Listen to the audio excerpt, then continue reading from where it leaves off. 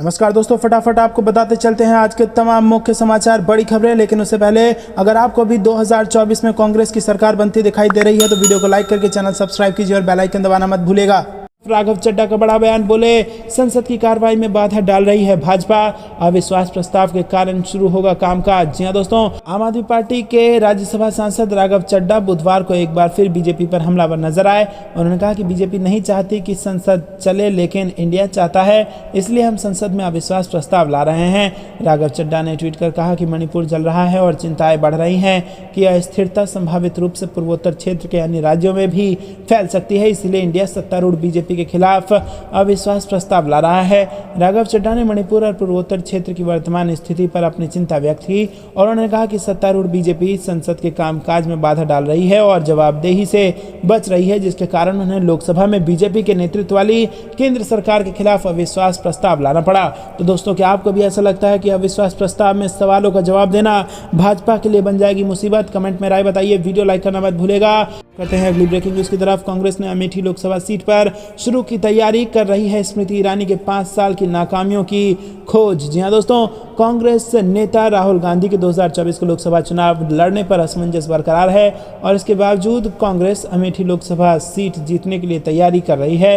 फिलहाल यहां की कमान पूर्व एमएलसी दीपक सिंह संभाले हुए हैं। दीपक सिंह कार्यकर्ताओं के साथ क्षेत्र में जाकर अमेठी सांसद व केंद्रीय मंत्री स्मृति ईरानी के कार्यों और वादों को लेकर लगातार घेर रहे हैं। लोकसभा चुनाव 2024 में अभी 10 महीनों के समय लगभग बचा हुआ है और इससे पहले उत्तर प्रदेश की 80 लोकसभा सीटों में से अमेठी लोकसभा अभी से सबसे हॉट सीट बन गई है।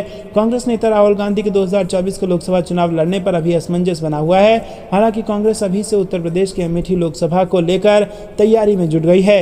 पार्टी इस लोकसभा सीट को 2024 में जीतना चाहती है और इसके लिए पार्टी ने अपने कद्दावर नेता व पूर्व एमएलसी दीपक सिंह को अमेठी लोकसभा की जिम्मेदारी सौंप दी है, जो लगातार अमेठी सांसद और केंद्रीय मंत्री स्मृति ईरानी को लगातार घेर रहे हैं। रुक करते हैं अगली ब्रेकिंग न्यूज की तरफ। सोनिया गांधी ने आम आदमी पार्टी सांसद संजय सिंह से की मुलाकात, कहा हम आपके साथ। जी हां दोस्तों, कांग्रेस संसदीय दल की अध्यक्ष सोनिया गांधी ने बुधवार को आम आदमी पार्टी के सांसद संजय सिंह से मुलाकात की और जिन्हें संसद में अनियंत्रित व्यवहार के लिए मानसून सत्र से निलंबित कर दिया गया है। सोनिया गांधी ने संजय सिंह से कहा कि आपको हमारा पूरा समर्थन है।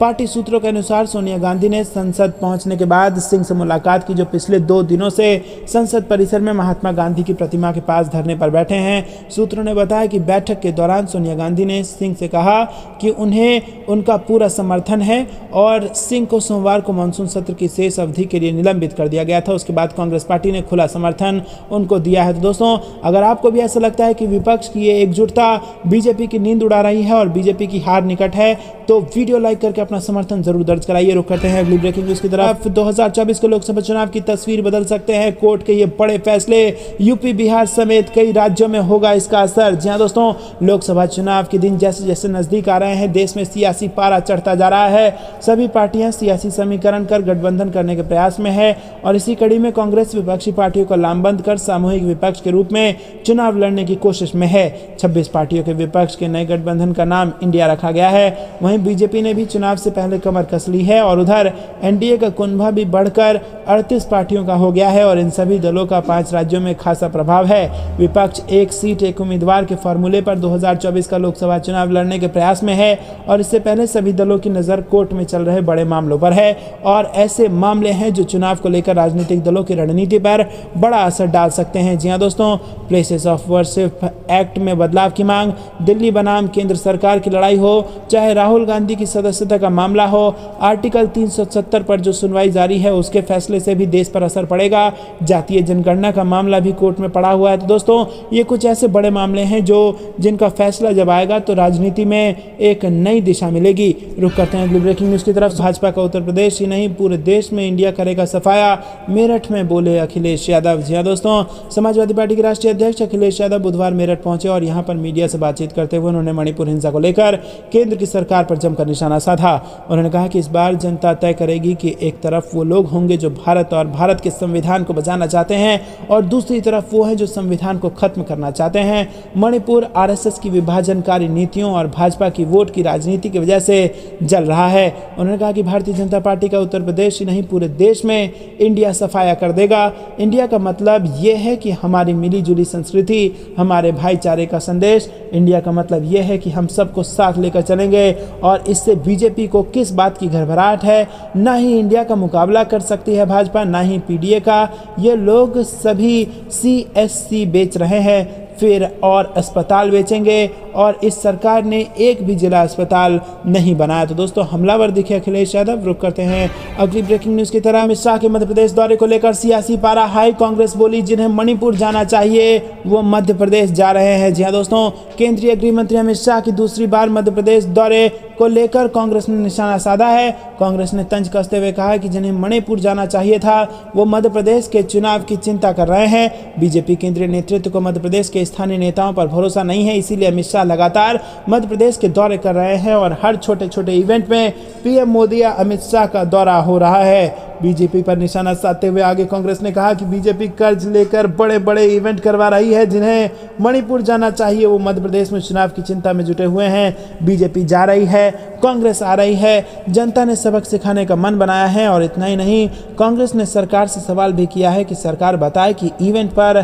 कितना खर्च किया। रुक करते हैं अगली ब्रेकिंग न्यूज की तरफ। उद्धव ठाकरे ने बीजेपी पर कसा तंज। कहा ईडी, सीबीआई और आईटी एनडीए के 3 मजबूत दल। जी हाँ दोस्तों, शिवसेना के प्रमुख उद्धव ठाकरे ने भाजपा पर तंज कसते हुए कहा है कि केवल प्रवर्तन निदेशालय, आयकर विभाग और केंद्रीय अन्वेषण ब्यूरो ही राष्ट्रीय जनतांत्रिक गठबंधन के 3 मजबूत दल हैं। उद्धव ठाकरे ने राज्यसभा सदस्य एवं शिवसेना के मुखपत्र सामना के कार्यकारी संपादक संजय राउत से साक्षात्कार के दौरान मणिपुर में जातीय हिंसा को लेकर भी केंद्र सरकार की आलोचना की और कहा कि प्रधानमंत्री नरेंद्र मोदी पूर्वोत्तर राज्य का दौरा तक करने के लिए तैयार नहीं है। ठाकरे ने भाजपा नीति राजग की हालिया बैठक का परोक्ष संदर्भ देते हुए दावा किया कि जब चुनाव नजदीक आते हैं तो सरकार भाजपा के लिए राजग सरकार होती है, लेकिन चुनाव के लिए मोदी सरकार बन जाती है। करते हैं अगली ब्रेकिंग न्यूज की तरफ। कमलनाथ ने किसानों के लिए की 5 बड़ी घोषणाएं। सरकार बनने पर कर्ज और बिजली बकाया माफ के साथ दिए कई वादे। जी हाँ दोस्तों, आपको बता दें कि साल 2018 के विधानसभा चुनाव की तरह ही इस साल भी कांग्रेस किसानों के सहारे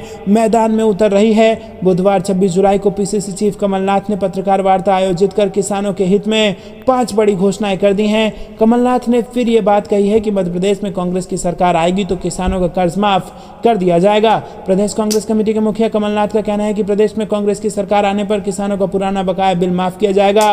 5 हॉर्स पावर का सिंचाई पंप के लिए फ्री बिजली दी जाएगी। किसानों को 12 घंटे निर्बाध बिजली दी जाएगी। आंदोलन करने वाले जितने भी किसानों पर केस दर्ज है सभी के केस वापस लिए जाएंगे।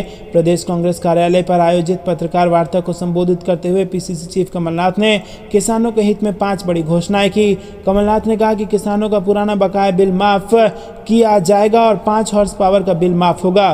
किसानों का कर्जा माफ किया जाएगा। आंदोलन के केस वापस लिए जाएंगे और 12 घंटे निर्बाध बिजली दी जाएगी। रुक करते हैं अगली ब्रेकिंग न्यूज की तरफ। 15 मिनट तक चली मुलाकात। बीजेपी नेता ने कहा कि सीएम के आसपास भूमाफिया अधिकारी बैठे हैं। जी हाँ दोस्तों, ट्रांसफर रद्द करने के बाद लालू से मिलने पहुंचे सीएम नीतीश। बड़ी खबर आ रही है दोस्तों, आपको बता दें कि भूमि सुधार विभाग में ट्रांसफर को लेकर विवाद तेज हो गया है। मुख्यमंत्री नीतीश कुमार ने 480 कर्मियों का ट्रांसफर रद्द कर दिया है और कारण बताया जा रहा है कि जनप्रतिनिधियों की नहीं सुनने के कारण सीएम नीतीश कुमार नाराज थे। और बड़ी बात यह है कि ट्रांसफर को लेकर 15-20 दिनों से विवाद गहराया हुआ था। रुक करते हैं ब्रेकिंग न्यूज की तरफ। सचिन पायलट बोले जो बड़े पद पर बैठता है उसका दिल बड़ा होना चाहिए। जी हाँ दोस्तों, राजस्थान चुनाव से पहले सचिन पायलट का बड़ा बयान। राजस्थान के पूर्व डिप्टी सीएम सचिन पायलट ने कहा कि जो बड़ा आदमी है और बड़े पद पर बैठा है उसका दिल बड़ा होना चाहिए। संवाद और चर्चा करनी चाहिए। मतभेद भले हों लेकिन बात होनी चाहिए। सचिन पायलट ने कहा कि मुझे सबसे अधिक काम करने में मजा तब मिला जब मैं प्रदेश अध्यक्ष के रूप में मैंने काम किया। बिना संघर्ष के कुछ मिल जाए तो उसका मजा नहीं आता। पायलट ने कहा कि हमने यूथ कांग्रेस में भले ही काम नहीं किया लेकिन कांग्रेस राजस्थान में 5 साल प्रदेश कांग्रेस को ही यूथ कांग्रेस बना दिया था। सचिन पायलट ने ये बातें कर्नाटक की राजधानी बेंगलुरु में आयोजित भारतीय यूथ कांग्रेस के बेहतर भारत की बुनियाद कार्यक्रम के उद्घाटन सत्र में कही। रुक करते हैं ब्रेकिंग न्यूज की तरफ। कांग्रेस की पिछलुग्गू बन रही है भाजपा। ये है वो 5 गेम चेंजर घोषणाएं जिसे अपना रही है भाजपा। जी हाँ दोस्तों, मध्य प्रदेश विधानसभा चुनाव को लेकर बीजेपी और कांग्रेस ताबड़तोड़ घोषणाएं कर रहे हैं। कांग्रेस ने पहले प्रदेश में 500 रुपए में गैस सिलेंडर देने का वादा किया था और अब बीजेपी भी इसे अपनाने की तैयारी में जुटी है। इसके बाद कहा जा रहा है कि क्या मध्य प्रदेश में बीजेपी कांग्रेस की पिछलग्गू खुशबू बन रही है। बीजेपी ने मध्य प्रदेश में पहले लाडली लक्ष्मी योजना की शुरुआत की थी और इसके तहत बहनों को 1000 रुपए मिलने थे। जवाब में कांग्रेस नारी शक्ति सम्मान योजना लाई। कांग्रेस ने कहा कि हम 1500 रुपए देंगे और इसके बाद बीजेपी ने कहा कि हम 3000 रुपए देंगे। आपको बताते हैं कि कांग्रेस की उन 5 योजनाओं के बारे में जिसे बीजेपी को मजबूरी में मानना पड़ा। सबसे पहला किसानों का ब्याज माफ करना शुरू किया गया है बीजेपी द्वारा, जो कि कांग्रेस के दबाव में किया गया है। बिजली बिल कम करने का वादा भी कांग्रेस के दबाव में बीजेपी को करना पड़ा है। पुरानी पेंशन की टेंशन को लेकर भी बीजेपी यहां पर मुसीबत में पड़ सकती है। 500 रुपए में सिलेंडर का वादा भी एक ऐसा वादा है जो कांग्रेस के शुरुआत करने के बाद ही भाजपा को गरीबों की याद आई। तो दोस्तों, अगर आपको भी ऐसा लगता है कि इस प्रकार की राजनीति भाजपा को सुधार सकती है तो कमेंट में अपनी राय बताइए। वीडियो लाइक करना मत भूलेगा। रुक करते हैं ब्रेकिंग न्यूज की तरफ। सिर्फ 2024 और 19 लोकसभा चुनाव की तुलना में 24 इलेक्शन में बीजेपी को सीटों का नुकसान। जी हां दोस्तों, आपको बता दें कि सर्वे में कहा गया है कि कांग्रेस के नेतृत्व वाली यूपीए को 150 सीटें मिलेंगी, तो वहीं इसकी तुलना में बीजेपी को जबरदस्त नुकसान होगा। लोकसभा चुनाव की तैयारियों के बीच विपक्षी दलों के एकजुट होना शुरू कर दिया है और इसी बीच जो सर्वे आया है उसने बीजेपी की नींद उड़ा दी है और बीजेपी की सीटों में गिरावट इस सर्वे ने दिखाई है। हालांकि बीजेपी की स्थिति अभी भी बढ़िया बता रहा है, लेकिन जिस प्रकार से 325 से 285 का दावा किया जा रहा है, संभव है कि बीजेपी बुरी तरह से इस चुनाव में हार सकती है। रुक करते हैं अगली ब्रेकिंग न्यूज की तरफ। दिल्ली, उत्तराखंड समेत कई राज्यों में भारी बारिश के आसार। आईएमडी ने जारी किया रेड और ऑरेंज अलर्ट। जी हां दोस्तों, देश के कई राज्यों में भारी बारिश को लेकर मौसम विभाग ने अलर्ट जारी कर दिया है। आईएमडी के वरिष्ठ वैज्ञानिक आर.के. जेनामणि ने बताया कि कई राज्यों में भारी बारिश की संभावना है। आईएमडी के वैज्ञानिक आर.के. जेनामणि ने कहा कि हम अभी भी दक्षिण ओडिशा, पश्चिम मध्य खाड़ी के ऊपरी उत्तरी आंध्र तट पर कम दबाव का सामना कर रहे हैं, इसीलिए इसकी वजह से अलग अलग जगहों पर बहुत भारी बारिश हुई है। उन्होंने कहा कि तेलंगाना और आंध्र प्रदेश के लिए रेड अलर्ट जारी किया गया है। साथ ही उड़ीसा में भारी बारिश को देखते हुए ऑरेंज अलर्ट जारी किया गया है। वैज्ञानिक आर.के. जेनामणि ने बताया कि उत्तर भारत के कई राज्यों में भी बारिश को देखते हुए अलर्ट जारी किया गया है। उन्होंने कहा कि आईएमडी ने विशेष रूप से दिल्ली, उत्तराखंड, हिमाचल प्रदेश, हरियाणा के लिए ऑरेंज अलर्ट जारी किया है। उन्होंने कहा कि उत्तराखंड, हिमाचल प्रदेश में बारिश की संभावना है, वहीं पश्चिमी हिमालय के लिए अगले 3 दिनों के लिए ऑरेंज अलर्ट जारी किया गया है। रुक करते हैं अगली ब्रेकिंग न्यूज की तरफ। मणिपुर के राहत कैंपों का हाल। भोजन, दवा और पानी के लिए तरसते पहाड़ी इलाकों के कुकी, जोमी, हमार आदिवासी। जी हां दोस्तों, आपको बता दें कि मणिपुर हिंसा को जारी हुए 3 महीने के करीब हो चुके हैं। हजारों लोग विस्थापित हो चुके हैं। 100 से ज्यादा लोगों की जान जा चुकी है, लेकिन विस्थापितों के लिए वादे के मुताबिक अभी तक ना तो अस्थायी आवास बनाए गए हैं और ना ही रिलीफ कैंपों में पर्याप्त व्यवस्थाएं हैं। मणिपुर के मुख्यमंत्री एन बीरेंद्र सिंह ने जून मध्य में ऐलान किया था कि अगस्त आते आते 300-400 आवास बनकर तैयार हो जाएंगे, लेकिन इस वादे की तारीख में एक पखवाड़े भर का वक्त रह गया है, लेकिन किसी को नहीं पता है कि ये आवास कब और कहां बनेंगे। दोस्तों, रुक करते हैं अगली ब्रेकिंग न्यूज की तरफ। कांग्रेस के एसआरके ने बीजेपी को पढ़ाया पाठ। जी हां दोस्तों, आपको बता दें कि पीएम मोदी द्वारा विपक्ष के इंडिया गठबंधन को लेकर दिए गए बयान के बाद विपक्षी पार्टियां लगातार उन्हें घेरने में लगी हुई है। हरियाणा कांग्रेस की टीम एसआरके के नेता यानी राष्ट्रीय महासचिव व राज्यसभा सदस्य रणदीप सिंह सुरजेवाला ने पीएम मोदी पर निशाना साधा है और उन्होंने ट्वीट कर लिखा है कि तानाशाह खफा है। वो अपने दरबारियों से पूछ रहा है कि हंगामा है क्यों बरपा। वो 80 दिनों से हिंसा, बर्बरता, क्रूरता की आग में झुलसते मणिपुर पर इंडिया के सवालों पर खफा है। सुरजेवाला ने ट्वीट में आगे लिखा है कि वो महिलाओं और बच्चियों के साथ सरेआम हुई दरिंदगी और हैवानियत से खफा नहीं है। वो मणिपुर से उठती दर्द की चीखों से घायल देश के दिल में भरे आक्रोश से खफा है। वो सूबे में बैठा है अपने सूबेदार के नकारेपन और निकम्मेपन से खफा नहीं है। वो देश के सामने उसकी अनजाने में बयां की गई हालत की हकीकत से खफा है। वो अपने गवर्नर से खफा है और वो राज्य प्रायोजित हिंसा है कहने वाले अपने विधायक से खफा है। तो दोस्तों, यहाँ पर कठोर शब्दों का प्रयोग किया है सुरजेवाला ने। रुक करते हैं अगली ब्रेकिंग न्यूज की तरफ। छत्तीसगढ़ से आ रही है। छत्तीसगढ़ विधानसभा चुनाव में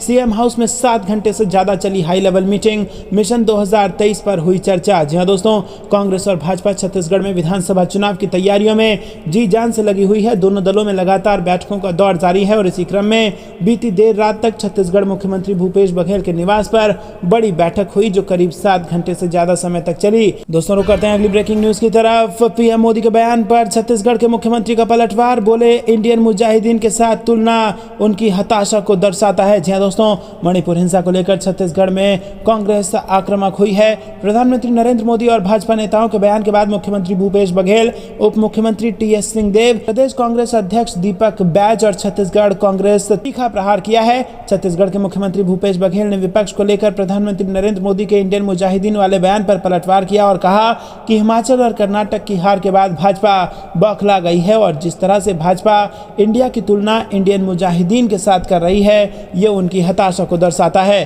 दोस्तों, रुक करते हैं अगली ब्रेकिंग न्यूज की तरफ। विपक्षी गठबंधन की आतंकवाद से तुलना करने पर भड़क गए संजय सिंह, पीएम मोदी को दिया करारा जवाब। जी हां दोस्तों, प्रधानमंत्री मोदी द्वारा मंगलवार को विपक्षी दलों के गठबंधन इंडिया पर दिए गए बयान से आम आदमी पार्टी के राज्यसभा सांसद संजय सिंह भड़क गए हैं और पीएम के बयान पर अपनी प्रतिक्रिया में उन्होंने कहा है कि प्रधानमंत्री मोदी ने भारत का अपमान किया है, उन्होंने इंडिया का अपमान किया है। ऐसा उन्होंने मणिपुर की हिंसा से ध्यान भटकाने के लिए किया है और आम आदमी पार्टी सांसद ने पीएम से भारत के खिलाफ बयान देने के लिए माफीनामे की मांग की है। साथ ही ये भी कहा है कि आपको मणिपुर हिंसा पर संसद के दोनों सदन में जवाब देना है। दोस्तों, आप सांसद संजय सिंह ने कहा कि तू इधर उधर की बात ना कर, ये बता कि काफिला क्यों लुटा, मुझे रहजनों से गिला नहीं, तेरी रहबरी पर सवाल है। पीएम मोदी ने भारत का अपमान किया, इंडिया का अपमान किया, मणिपुर की हिंसा से ध्यान भटकाने के लिए इधर उधर की बातें की। इतना ही नहीं, उन्होंने इंडिया की तुलना आतंकवादी संगठन से कर दी। पीएम मोदी जी, आपकी सोच इतनी घटिया स्तर तक कैसे पहुंच सकती है? क्या वास्तव में इंडिया के खिलाफ ऐसा बयान आप दे सकते हैं? आप हमारा अपमान करिए लेकिन देश का अपमान मत करिए, इंडिया का अपमान मत करिए, 140 करोड़ भारतीयों का अपमान मत करिए।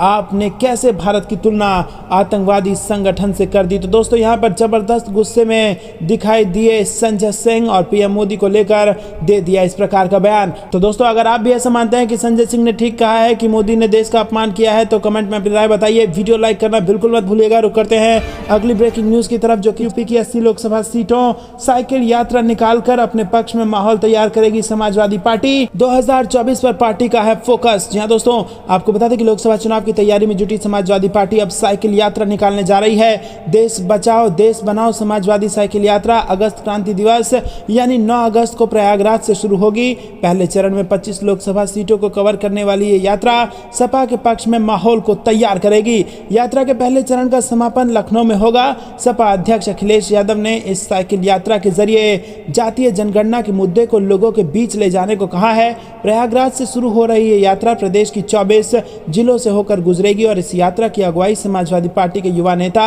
और इलाहाबाद विश्वविद्यालय के छात्र नेता अभिषेक यादव करेंगे।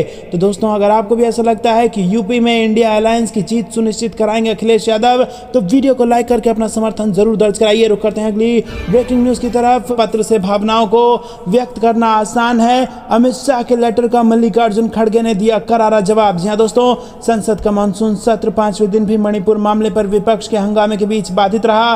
विपक्ष मांग कर रहा है कि मणिपुर को लेकर पीएम मोदी संसद में बयान दे, जबकि अमित शाह ने कहा है कि वो चर्चा के लिए तैयार हैं और सभी सवालों का जवाब खुद देंगे। और इस गहमा गहमी के बीच कांग्रेस अध्यक्ष मल्लिकार्जुन खड़गे ने गृह मंत्री अमित शाह को एक लेटर लिखा, जिसमें कांग्रेस अध्यक्ष ने पीएम के सदन में आकर नहीं बोलने को लेकर सवाल उठाया है और कहा है कि हम देश के नागरिकों के प्रति प्रतिबद्ध हैं और इसके लिए हर कीमत चुकाएंगे। कांग्रेस अध्यक्ष मल्लिकार्जुन खड़गे ने गृह मंत्री अमित शाह को लिखे पत्र में अमित शाह की विपक्षी पार्टियों को भेजे गए पत्र का जिक्र करते हुए लिखा कि मुझे आपका 25 जुलाई का पत्र प्राप्त हुआ जो तथ्यों से विपरीत है। हम चाहते हैं कि पीएम मोदी सदन में मणिपुर मामले पर अपनी बात रखें। दोस्तों, साथ ही साथ कांग्रेस अध्यक्ष ने आगे लिखा कि पत्र के माध्यम से अपनी भावनाओं को व्यक्त करना आसान है, लेकिन इससे ज्यादा आसान अपने आचरण के जरिए सदन में मौजूद लोगों को जोड़ना है। जी हां दोस्तों, यहाँ पर जबरदस्त जवाब दिया है मल्लिकार्जुन खड़गे ने। कहा कि अपने आचरण के जरिए सदन के लोगों को जोड़िए, ना कि पत्र लिखकर। तो दोस्तों, यहाँ पर आप भी अगर मल्लिकार्जुन खड़गे की बात का समर्थन करते हैं तो वीडियो लाइक करना मत भूलिएगा। ये थी दिन भर की सारी जरूरी और बड़ी खबरें। तक बने रहने के लिए बहुत बहुत धन्यवाद। जय हिंद, जय भारत।